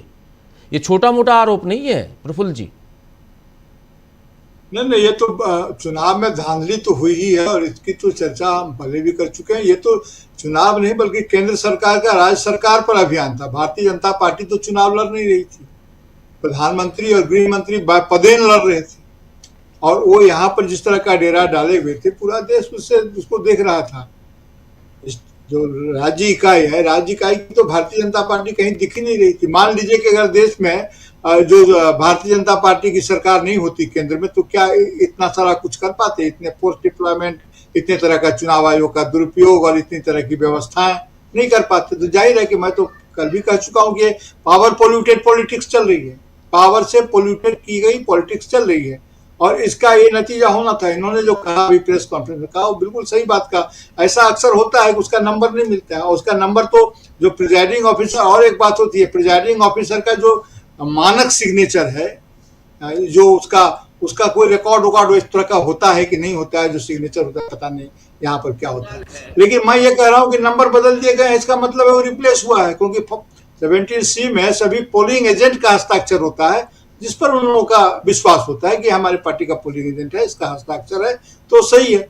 तो वो अगर नहीं मिला है तो बड़ी भयानक स्थिति है, और नहीं मिला है इसलिए वो कह रहे हैं। देखिए, ये बात तो सही है कि यहाँ से भारत की राजनीति को एक नया आयाम मिलेगा, क्योंकि मैं पहले भी कह चुका हूं कि ये एक सत्ता गई, एक पार्टी गई, दूसरी पार्टी आई जैसी चीज नहीं है। इसने डेमोक्रेसी में स्ट्रक्चरल चेंज कर दिया है इनके आने से। जिस प्रकार से ये हम धीरे धीरे इस देश को एक दलीय व्यवस्था की तरफ ले जा रहे हैं, लेकिन हमारे जो विपक्षी पार्टी हैं वो इस बात को समझेंगे और अपनी व्यक्तिगत महत्वाकांक्षाओं के भार से थोड़ा हल्का करके भारत के लोकतंत्र और संविधान के पक्ष में खड़ा होंगे तब ना। लेकिन व्यक्तिगत महत्वाकांक्षाओं का भार इतना जबरदस्त है कि अब मत पूछिए कि इसका कितना जबरदस्त भार है। 25 खंड में वामपंथी पार्टियां बट गई सिर्फ इसी चक्कर में, कांग्रेस बट गया इसी चक्कर में। तो विपक्षी पार्टी को आइडियोलॉजिकल बेस के लिए अगर इस बात को स्वीकार करके आगे बढ़ते हैं कि कांग्रेस के नेतृत्व और लेफ्ट के एलिमेंट को लेकर के हम स्वीकार करते हुए आगे अगर बढ़ते हैं तो निश्चित रूप से इसका सकारात्मक प्रभाव होगा। लेकिन अगर ऐसा नहीं होता है किसी कारण से, तो मुझे लगता है कि राजनीतिक कमजोरी के कारण हम थोड़ी सी भिन्न विश्लेषण की तरफ जाएंगे। हिंसा का किसी भी अर्थ में, किसी भी रूप में, किसी भी काम में कोई समर्थन नहीं कर सकता है। कैसे करेगा और क्यों करेगा, नहीं करना चाहिए। सभी लोग हैं, इसलिए मैं कह रहा था कि हिंसा का और वातावरण न प्रचारित हो। इसीलिए हमें इस बात को देखना होगा कि उसकी मात्रा क्या है, उसकी चरित्रता क्या है, उसकी क्वालिटी क्या है। देश इस बात को देख रहा है और बहुत जल्दी तृणमूल कांग्रेस के ही नेतृत्व में मान लीजिए कि वो बात उठेगी और सामने आएगी, ये आंदोलन हो। ये बहुत अच्छी बात है। अनिल सिन्हा सर जी ने जो कहा कि उसकी कंसिस्टेंसी अगर कायम रहती है आंदोलन की, तो वो बहुत अच्छी बात होगी सर। बिल्कुल बिल्कुल बिल्कुल। प्रशांत जी, अभिषेक बनर्जी का ये जो कथन है, जो बयान है, ये बहुत इंपॉर्टेंट हो जाता है, जो साफ साफ कह रहे हैं कि हमने ऑलरेडी ये फुटेज के लिए और 12 बजे से लेकर 4 बजे या 2 बजे तक जबकि भी हैं, ये फुटेज हमको दे दीजिए। ये बहुत इंपॉर्टेंट है, और जिसमें ये सीधे कह रहे हैं ईवीएम में हेरफेर की बात कह रहे हैं। छोटा आरोप नहीं है ये। ईवीएम के अलावा देखिए, जो अभिषेक बनर्जी के पूरे बयान का सार है वो क्या है कि काउंटिंग में मैसिव रिगिंग हुई है इंडस्ट्रियल स्केल पे और प्लान तरीके से हुई है। कि कितने बजे तक मीडिया में कौन सी टैली चलवानी है, सेलिब्रेट करवाना है, उसके बाद काउंटिंग को स्लो करना है और स्लो करने के बाद रिजल्ट को डिलीवर करना है। ये पूरा सिस्टमैटिक, इसलिए कल भी हम लोग चर्चा कर रहे थे कि कितना स्लो, अमरिंदु जी कह रहे थे कि रात के बाद बिजली जाएगी और ये सब होगा, तो वो हुआ। अब देखिए अंदर की कहानी क्या है, आज मैंने थोड़ा सा पता किया इसको। देखिए जो SIR हुआ और डिलीशन हुए और वहाँ पे ममता बनर्जी ने कैंप लगाए और सब कुछ किया, जिसको मैंने बताया कि 169 जगह पे 25,000 नाम काटे गए 169 सीटों पे, जिसमें ममता बनर्जी की जो है 128 सीटें थी, जहाँ पे 2021 के चुनाव में ममता बनर्जी ने कैंप लगा के तृणमूल कांग्रेस ने इसको काफी कुछ कवर अप कर लिया था। यानी जो ज्ञानेश कुमार का डिजाइन था उसको कवर अप कर लिया था, वो कंटेस्ट में आ गई थी। और रही सही जो कसर थी वो पश्चिम बंगाल की जनता ने 92% वोट देकर पूरी कर दी थी। इससे ये घबरा गए थे कि देखिए 2.5 लाख CRPF वहां लगाई इसलिए गई थी कि लोग डर जाए, खौफ में घर से बाहर ही ना निकले, खासकर मुसलमान।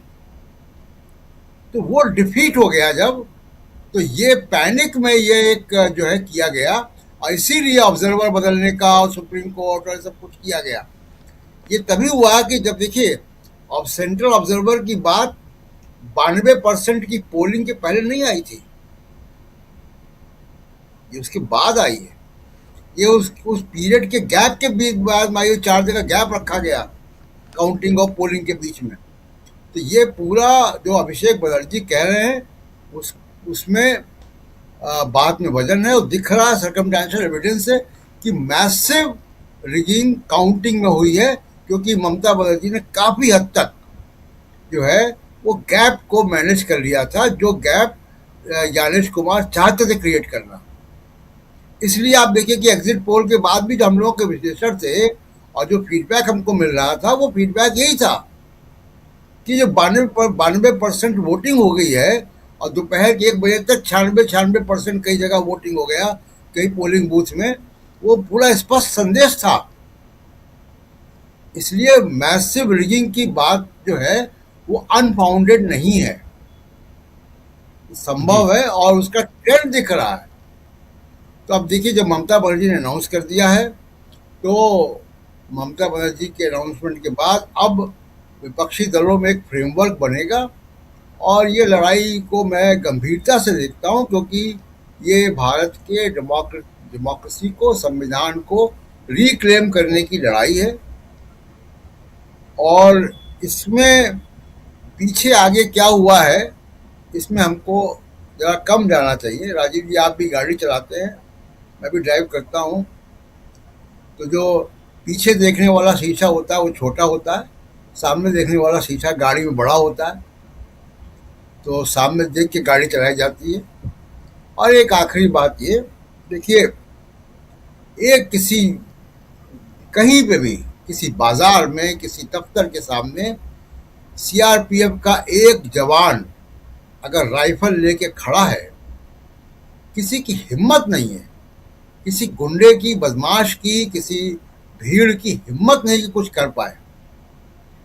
जिस राज्य में 2.5 लाख CRPF है लगा हुआ, सेंट्रल फोर्सेस हैं, वहां पे ये हो रहा है, तो ये वैसे ही हो रहा है कि पुलिस है और उसके बाद भी हो रहा है। तो कैसे होता है हम सब जानते हैं। बिल्कुल बिल्कुल आप सही कह रहे हैं। प्रफुल्ल जी कुछ जोड़ना चाहते हैं जल्दी से, फिर क्लोजिंग कमेंट के लिए आऊंगा अनिल सिन्हा जी। इतना ही कह रहा था कि उन्होंने 90% बैटरी चार्ज की बात भी मशीनों में कही थी, जो बहुत महत्वपूर्ण है। इतने के बाद बैटरी एग्जॉस्ट हो जाता है।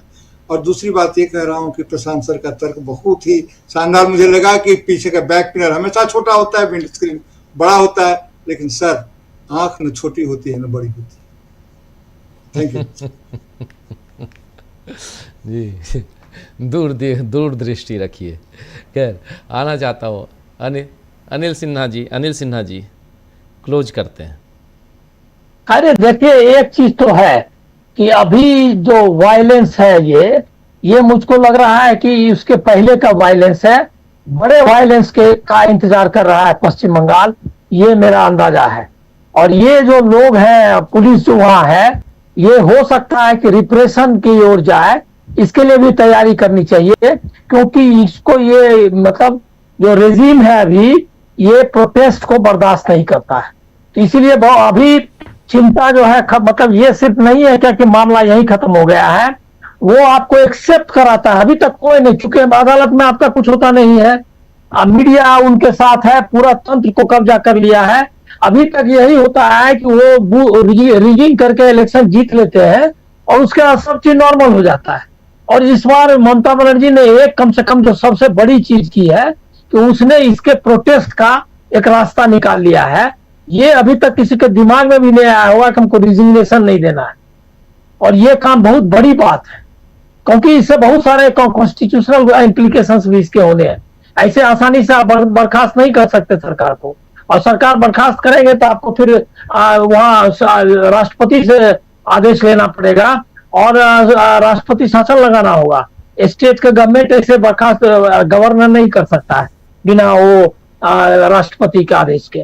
तो ये बहुत सारा कॉम्प्लिकेशन उसने एकदम खोल दिए हैं, और मुझको लग रहा है कि बहुत बड़ा पॉलिटिकल मूव है और बहुत ही जायज पॉलिटिकल मूव है।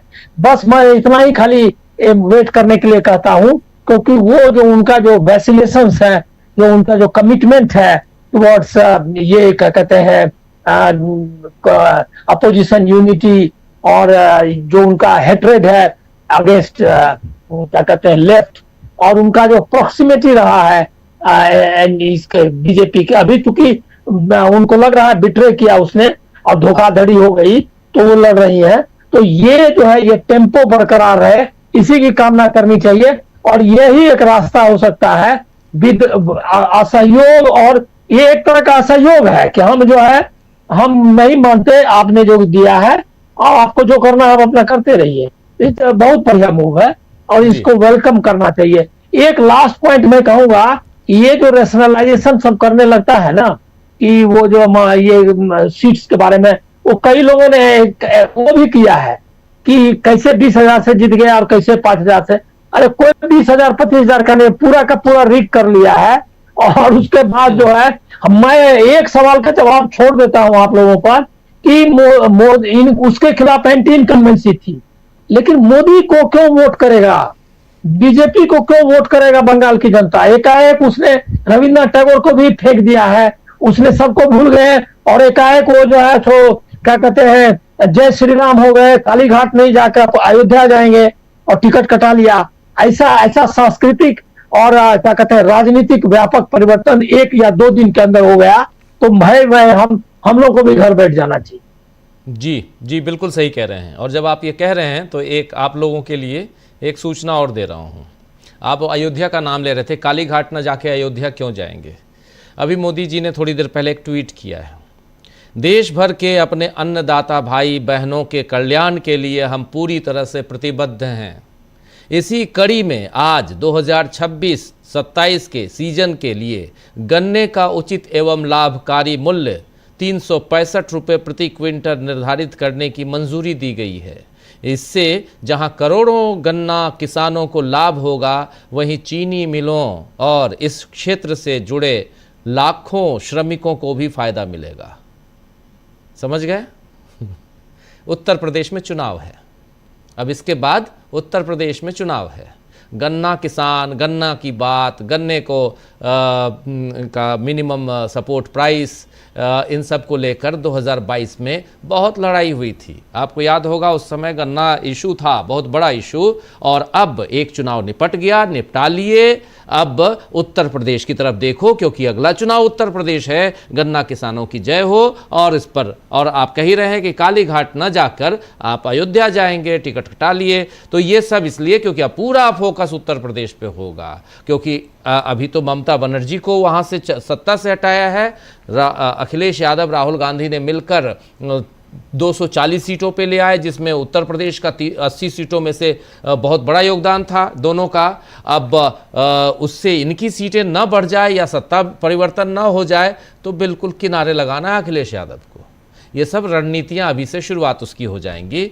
ममता बनर्जी बाकी लोग जहां जहां अपना जिस ढंग से प्रोटेस्ट करना है, कुछ और करना है, करते रहें। हम तो चले उत्तर प्रदेश, ये यहाँ चल रहा है। पंजाब का खेल तो कर ही दिए है, पंजाब में 7 सांसदों को लेके आ गए हैं आम आदमी पार्टी से, पंजाब में खेला चल रहा है। उत्तराखंड तो कोई बात ही नहीं है। तो ये तीनों में चुनाव, उत्तराखंड, पंजाब और उत्तर प्रदेश के अलावा गोवा में चुनाव है। गोवा और त्रिपुरा ये सब देखेंगे, लेकिन अभी ध्यान उत्तर प्रदेश पे। ये है देश के प्रधानमंत्री हैं जो लगातार चुनावी मोड में रहते हैं। चलिए, सूचना थी, दे रहा था मैं। बहुत बहुत शुक्रिया अनिल सिन्हा जी, बहुत बहुत शुक्रिया प्रफुल्ल जी, बहुत बहुत शुक्रिया प्रशांत जी, बहुत बहुत शुक्रिया अमलेंदु जी, और साथ में 2 और साथी जुड़े थे, प्रोफेसर अखिल स्वामी जी और सुमन भट्टाचार्य जी। आप सबका भी बहुत शुक्रिया, बहुत धन्यवाद इस चर्चा में बने रहने के लिए। आप तमाम साथियों, आप सबका भी शुक्रिया अदा करता हूं जो इस चर्चा में लगातार बने रहे। एक लंबी बहस, लंबी चर्चा, डिबेट, और ये ज़रूरी है कि कम से कम इसमें से कुछ बातें ऐसी निकल के आएँ जो अपने देश के लिए, इस दुनिया के लिए लाभकारी हों। वही हम करने की कोशिश करते हैं।